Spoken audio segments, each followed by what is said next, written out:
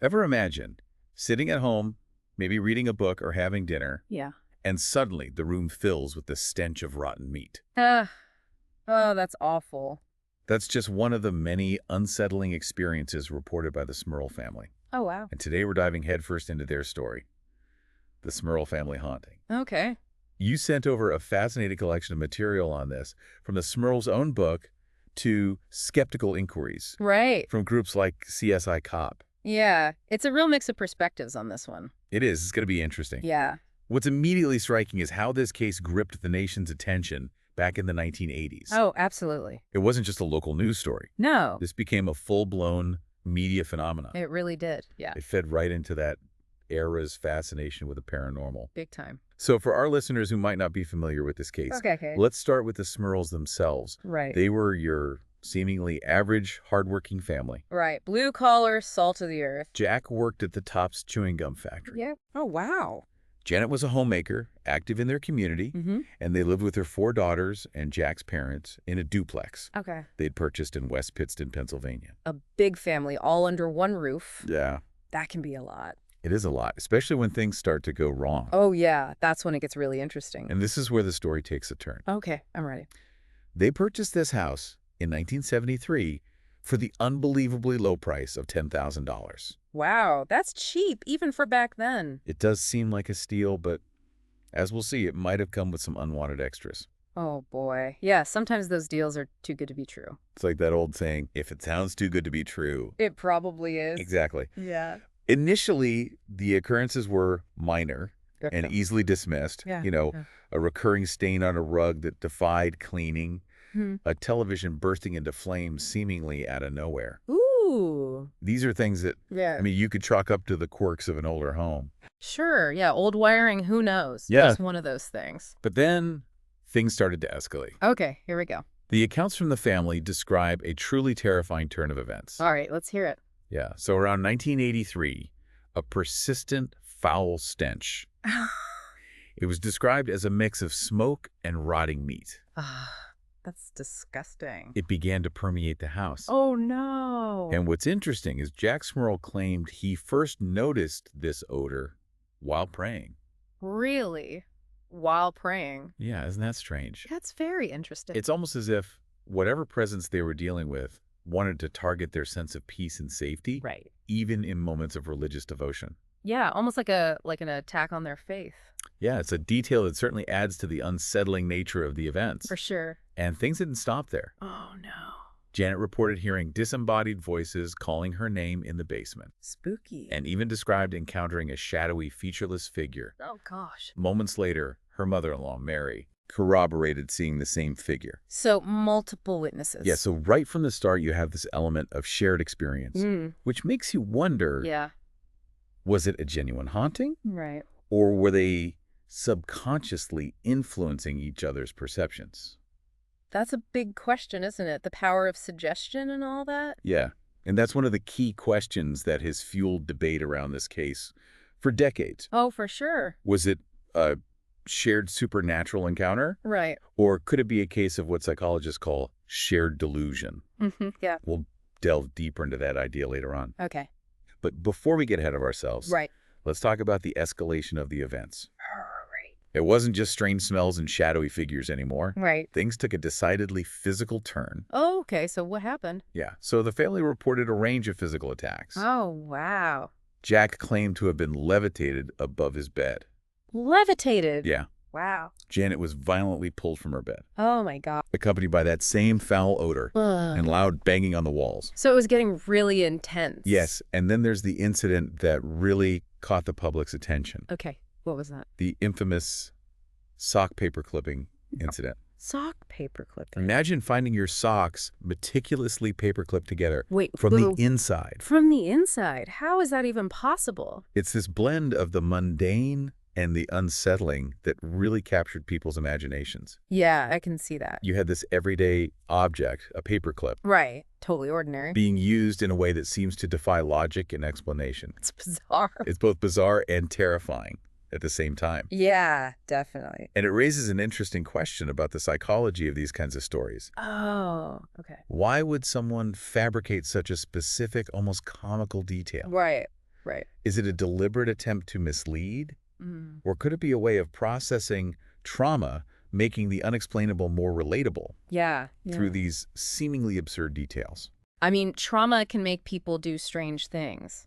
That's a really thought-provoking point. It is. So we have this family experiencing increasingly terrifying events, Yeah. and it seems like everyday life was becoming unbearable. I can only imagine. What did they do? Yeah, what did they do? Well, they did what many people might do in such a situation. Okay.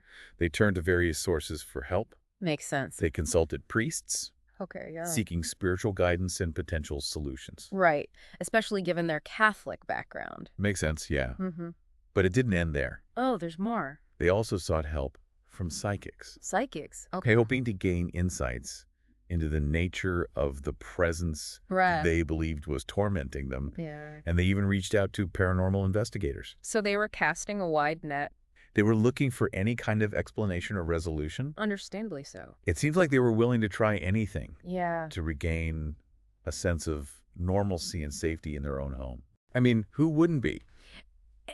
And their desperation, coupled with a lack of answers, Right. eventually led them to go public with their story. Oh, wow. So they went to the media. Yeah. Okay. And that's where things really exploded. I bet. The Smurl family haunting became a national sensation. So everyone knew about it? Everyone knew about it. Oh, wow. It's a media frenzy unlike anything they could have imagined. Yeah.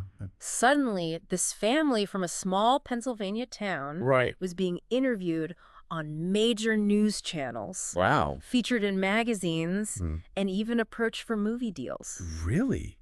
Movie deals already? Yeah, it was big. That's wild. And that's where things get even more complicated. Right. How so? The Smurls, who were initially seeking solace and understanding, Right. found themselves navigating the complex and often treacherous world of media attention. It's a double-edged sword, isn't it? Yeah. On one hand, they were getting their story out there, potentially reaching people who could offer help. Right. Or relate to their experiences. Right. But on the other hand, they were now under intense scrutiny, Oh, yeah. with every detail of their lives and their claim Yeah. being dissected and debated publicly. Absolutely. That's the price of fame. And this intense scrutiny brought with it a wave of skepticism. Naturally. People began questioning the Smurls' motives, wondering if they were embellishing their story for fame Okay. or financial gain. Yeah. That always comes up in these cases. There were even accusations that they were hoping to secure a lucrative movie deal Oh, wow.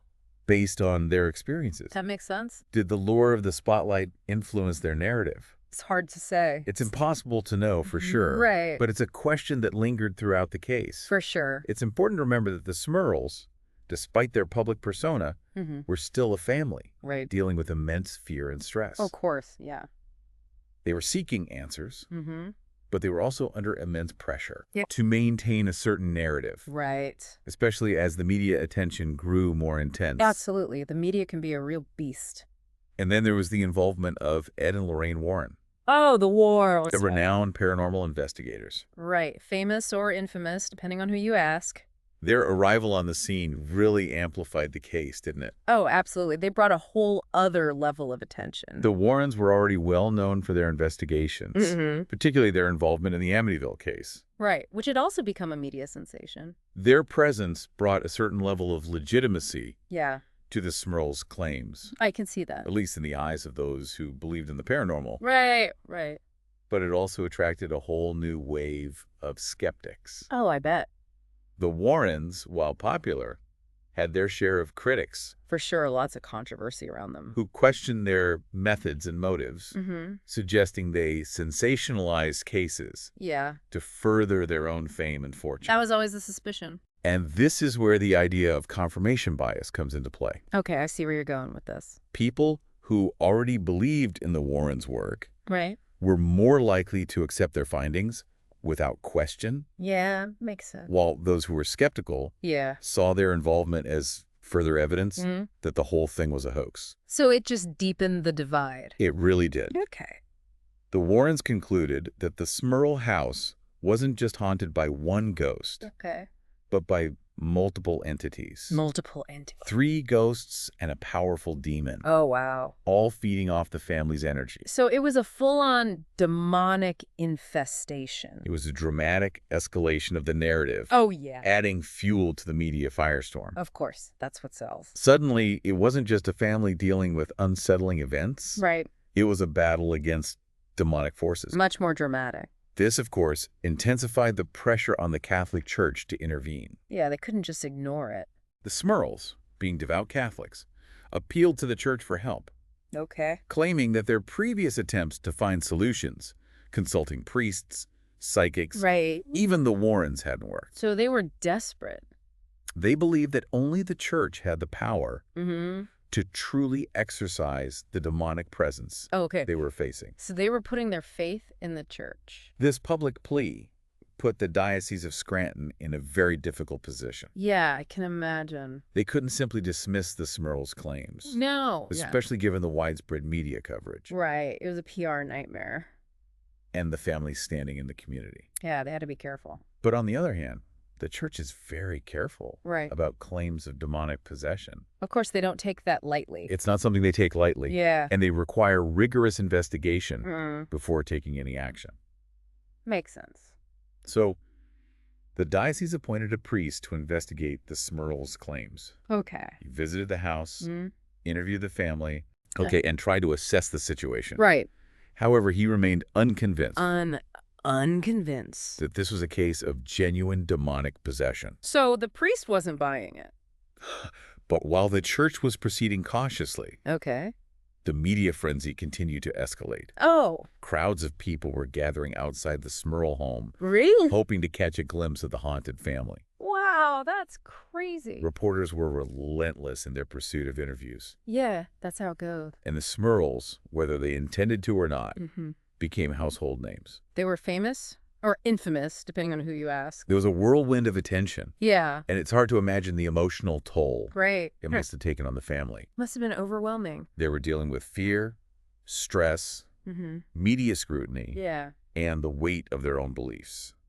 That's a lot to handle. It's a recipe for intense psychological pressure. Absolutely. And amidst all of this, Okay. there was another point of contention that fueled the skepticism. Oh, is that?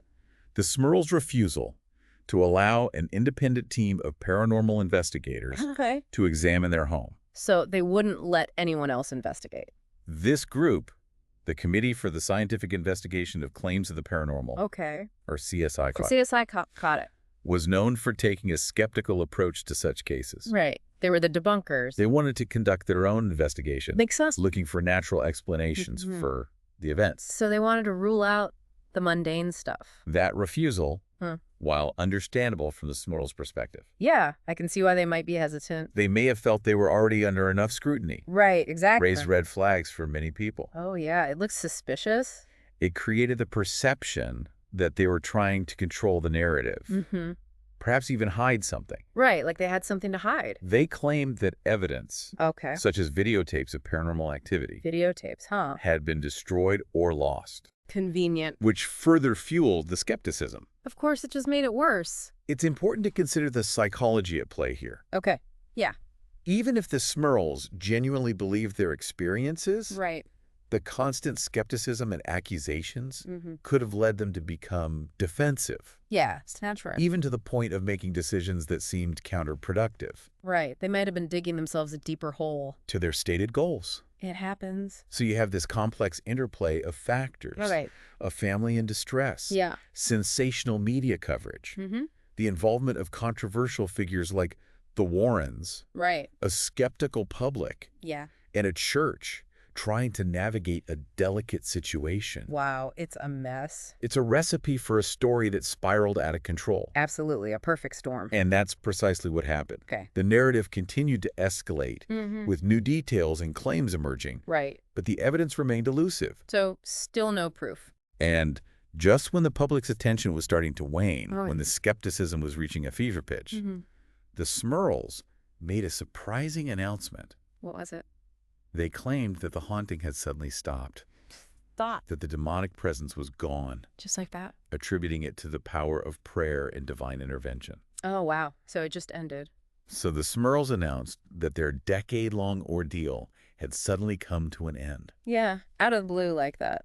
They attributed this to divine intervention, Okay. suggesting their prayers had finally been answered. A miracle ending. It was a dramatic resolution to a story that had captivated the nation, but the timing of this announcement, Right. coming as it did amidst waning public interest Yeah. and mounting skepticism, Sure. raised a lot of eyebrows. I can see why. It seemed almost too convenient to some. Like, oh, really? Now it's over? After years of intense media coverage, claims and counterclaims, Yeah. the haunting simply stopped. Huh. And remember, while the Smurls celebrated this apparent victory over demonic forces, Okay. the group of skeptical investigators, CSI Cop, Right. A debunker. remained unconvinced. Of course. Despite being denied access to the Smurl home, they continued to explore alternative explanations Okay. for the events. So what did they come up with? They focused on potential natural causes Okay. for some of the phenomena the family reported. So, like, what kind of things? For instance, So, you they know, suggested that faulty plumbing faulty plumbing. may have been responsible Mhm. for the recurring foul odors that plague the house. Yeah, that makes sense, actually. It's an interesting point, isn't it? Yeah. Sometimes the most logical explanation is Yeah. the one we overlook Mm-hmm. when we're caught up in a more sensational narrative. Absolutely. We love a good ghost story. Of course, leaky pipes don't account for everything the Uh-huh. Smurls described, Sure. but it does highlight the importance of considering all possibilities. Yeah, you got to be thorough. They also delved into the psychological aspects of the case, Okay. exploring the possibility that the Smurls, Right. under immense stress and constant media attention, Mm-hmm. had experienced a shared delusion. Shared delusion, huh? Shared delusion, Okay. sometimes called mass hysteria, Right, I've heard of that. is a fascinating phenomenon. Yeah, it is. It suggests that under certain circumstances, Okay. a group of people Yeah. can genuinely believe something is happening, Okay. even if there's no objective evidence to support it. Like they're all seeing the same thing. So it's not necessarily about intentional deception, Right. but rather the power of suggestion, shared anxieties, Okay. and the way our minds can distort reality under pressure. Yeah. Our brains can play tricks on us. And when you consider the constant media attention, Right. the pressure to maintain a certain narrative, and the weight of their own beliefs, Yeah. it's not surprising that the Smurls might have become caught in a web of their own psychological distress. It's easy to lose yourself in that kind of situation. It's a cautionary tale, isn't It it? is. It reminds us how powerful belief can be, Yeah. and how easily our perceptions can be influenced Bah. by external factors. We're not as objective as we think we are. And it also raises questions about the role of the media Oh, yeah, for in sure. these types of cases. The media can really blow things out of proportion. Did the media's insatiable appetite for a good story, Right. particularly one involving the paranormal, contribute to the escalation of events? It's possible. Did it amplify the Smurls' claims, blurring the line between fact and fiction, Yeah. and ultimately make it more difficult for them Right. to separate their experiences from the narrative Yeah. that was being spun around them? It's a tough one. It's a complex issue, It is. and it's one we need to be mindful of Absolutely. whenever we encounter extraordinary claims, Right. especially those that are heavily promoted by the media. Always got to be critical. Ultimately, the Smurl family haunting remains an enigma. Yeah. We may never know for sure. We may never know definitively what truly happened Right. in that Pennsylvania duplex. It's a mystery. Was it a genuine haunting? Mm-hmm. A shared delusion? Yeah. A clever hoax? Right. Or a complex blend of all these factors? Really a little bit of everything. The truth, as is often the case, Yeah. is likely somewhere in the shadows. I lost a time. But even without definitive answers, Okay. the Smurl case offers valuable insights. Yeah. What are those? It reminds us of the power of belief, the Mhm. complexities of human psychology, Right. and the importance of critical thinking Absolutely. in a world saturated with information, Yeah, we're bombarded with information all the time. especially when it comes to the unexplained. You got to filter it somehow. It's a case that challenges us to examine our own assumptions, Okay. to consider multiple perspectives, Right. and to be wary of the stories we tell ourselves Mhm. and the stories we're told. We can't just believe everything we hear. So as we conclude this deep dive, Okay. we leave you with a question to ponder. All right, hit me. What do you believe? Good question. And how do you navigate the world of extraordinary claims, Yeah. seeking truth amidst the shadows of doubt and uncertainty? It's a lifelong journey. Thanks for joining us on this fascinating journey. This was a good one. We'll be back soon with another deep dive into the unknown. Looking forward to it.